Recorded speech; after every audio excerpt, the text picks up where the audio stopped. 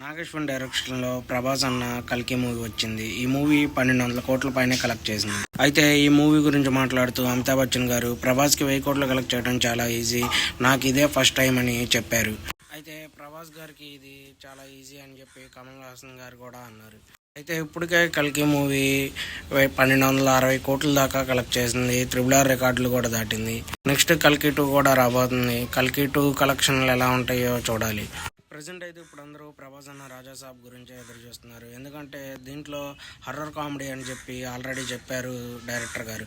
అయితే ప్రభాస్ అన్న ఇప్పుడు దాకా హర్రర్ కామెడీ మూవీ ఏది చేయలేదు. ఫస్ట్ టైం ఇప్పుడు హర్రర్ కామెడీ చేస్తున్నారు. ఇది ఎలా ఉండిద్ది అని అందరూ వెయిట్ చూస్తూ ఉన్నారు.